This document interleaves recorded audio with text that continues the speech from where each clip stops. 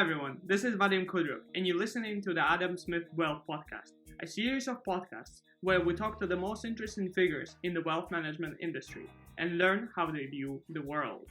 Let's kick this thing off. Valeria Rebrentceva is an experienced immigration advisor working as a business development manager at CS Global Partners, where she advises high net worth individuals on global immigration matters. In this conversation, Valeria and I discuss challenges in the global mobility, travel trends in the post-COVID era, the citizenship programs that have not been affected by the global lockdown, and what will happen after restrictions are lifted. I hope you enjoy this conversation as much as I did. So what are the global trends of the global mobility that we see today? The rapid spread of the coronavirus has wrecked human mobility and profoundly disrupted the daily lives of millions of people worldwide. Its effects are mirrored in policies such as evacuations from affected areas, travel restrictions, and restrictions in quarantines, but also in social and behavior practices ranging from panic shopping to the alteration of greeting customs that entail physical contact. These occurrences show how profoundly the virus has cut into the relationship between citizenship as the guarantee of the state's responsibility for the well-being of its citizens on the one hand, and human rights and practices of solidarity on the other.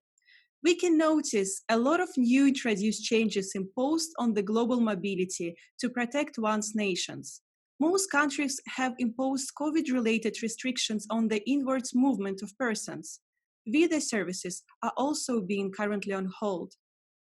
Couple of weeks ago, Russia was one of the countries to strictly limit travel outside the country for its citizens, not as an advisory, but as a new legislation coming in force affecting the entire nation. For example, Russian Prime Minister Mikhail Mishustin signed a law allowing citizens with a second citizenship or residency permit abroad, or another document confirming the right to permanent citizenship to leave the country. Therefore, obtaining a second citizenship becomes not just a desire, but an opportunity to choose and ensure security for yourself and your family.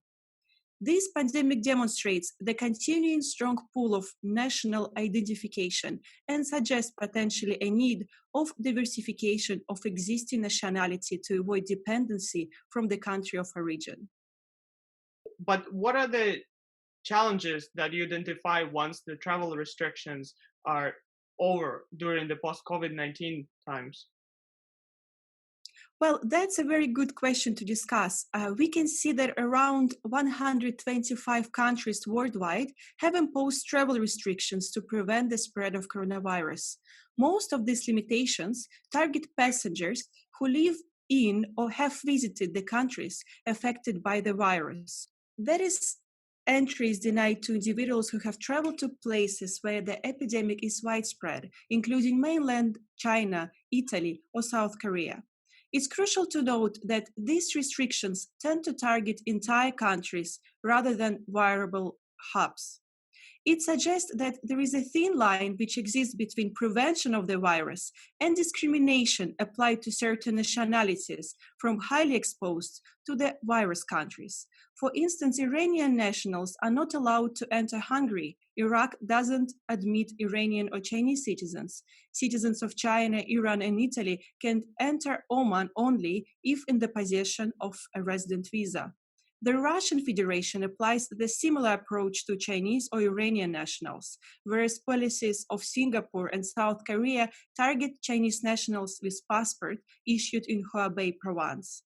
It suggests that second citizenship during post-COVID-19 times might be a priority not only for individuals who are looking for a global mobility and visa-free travel, but also for nationalities who want to avoid any difficulties crossing the borders.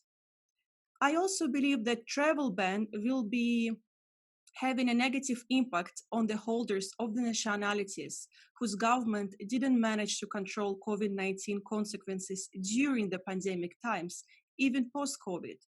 Potentially, I believe we are talking about a new market segment of clients and businessmen who might be interested in the alternative citizenship during post-COVID times.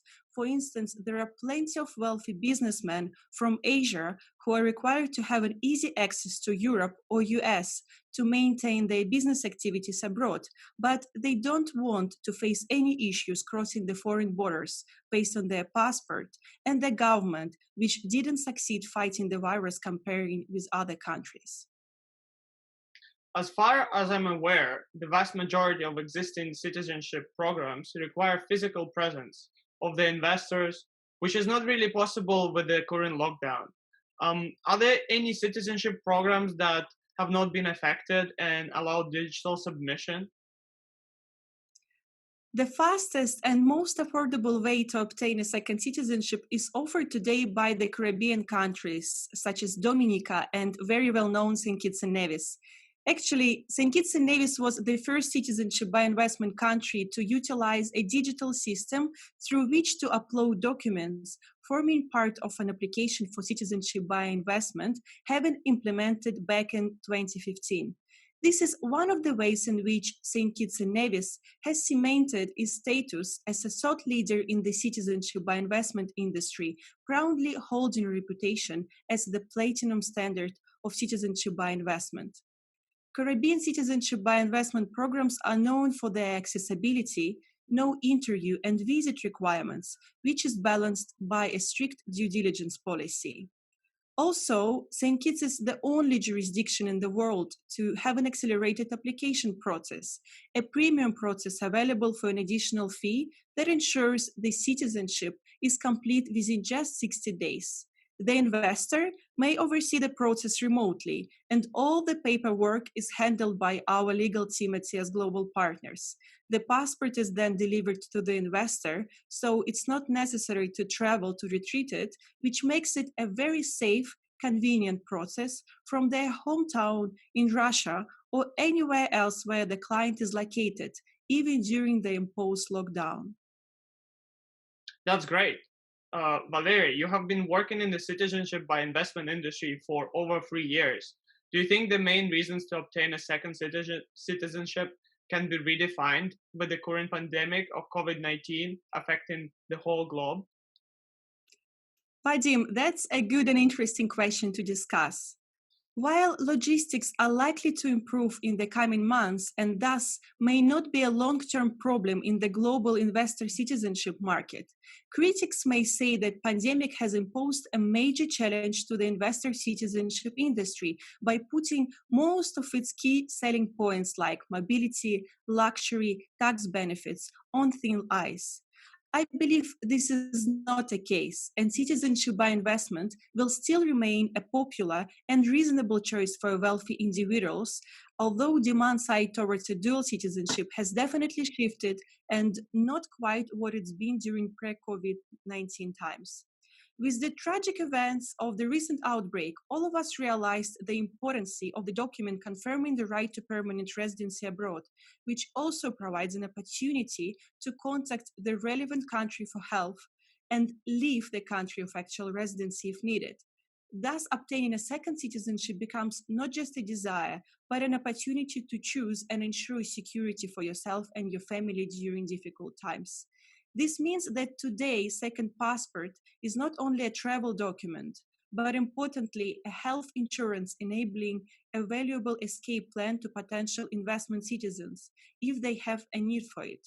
This calls into question the extent to which one could rely on countries as safe havens in case of a second wave of COVID-19, and how the decision towards second citizenship taken today can work as a plan B option in the future. As there is no glove which fits all, our legal team at CS Global Partners aim to find easy solutions to our clients' complex issues. We work out a personalized solution for families based on their budget, time frame, objectives, and finding the most cost-effective citizenship route to meet their needs. In past, I used to receive a lot of questions about the big investments required, but today the high price for the citizenship is not only justified, but became truly priceless. This means that 2020 is an exceptional time to invest in Caribbean citizenship program, since this is a secure and strategic citizenship investment for life and for future generations. Awesome. Where can our listeners and watchers find your contact details, what would be the best way to reach out to you? You can definitely reach out to me directly, or you can leave your inquiry on our official website on www.csglobalpartners.com. Awesome. I will leave all the details in the description of the video. Thank you very much for your time, Valeria, today. And I hope you stay safe, all your relatives stay safe, and have a good day. Vadim, thank you very much for listening. I wish you to stay safe and healthy during these unprecedented times.